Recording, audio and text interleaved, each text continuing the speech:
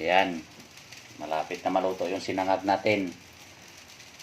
Shout out pala sa mga followers ko dyan, sa mga relatives, sa mga kakilala, sa mga hindi kakilala.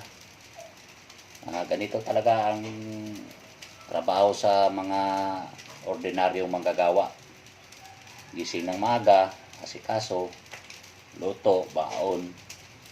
Shout out pala sa mga kinaukulan dyan sa gobyerno. Sana taasan nyo naman ang minimum ng ordinaryong manggagawa. Nasa mga 1,000. Yan, pwede na makabayad-bayad ng mga pangangailangan. 1,000 yung minimum. Para maayos naman ang pamumuhay ng mga kapwa nyo Pilipino. Hindi yung mga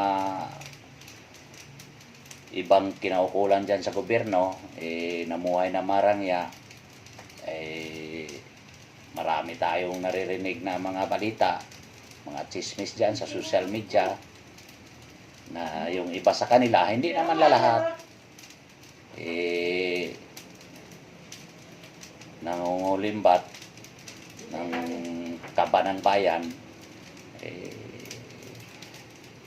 Balita yan ha, yan ang narinig ko sa balita. Baka mamaya ako yung ano ninyo.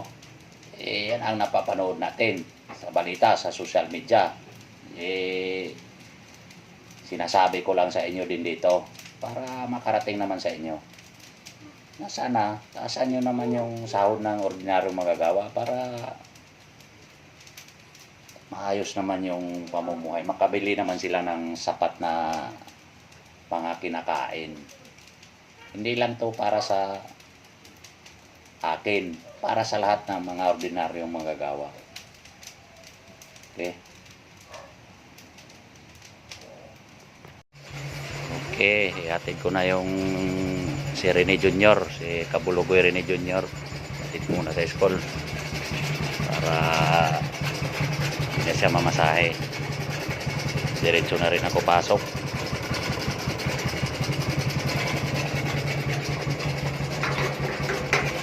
Yung sa labas.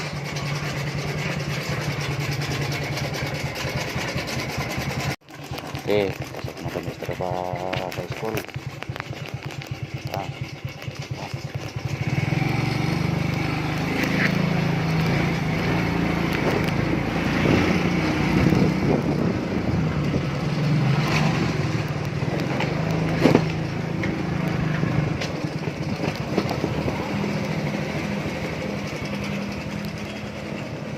Ano mamaya, John?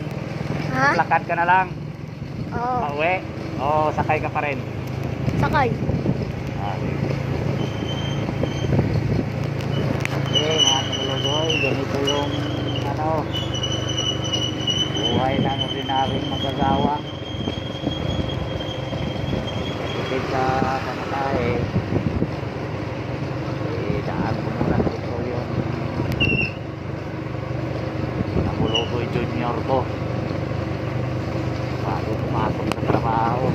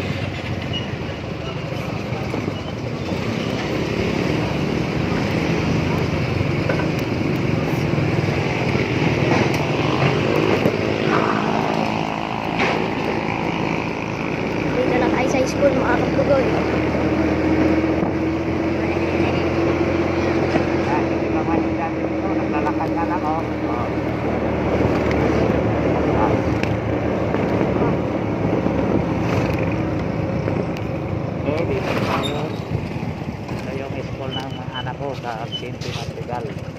Ah. Integrated School. Okay. Thank you for watching mga kabulugoy.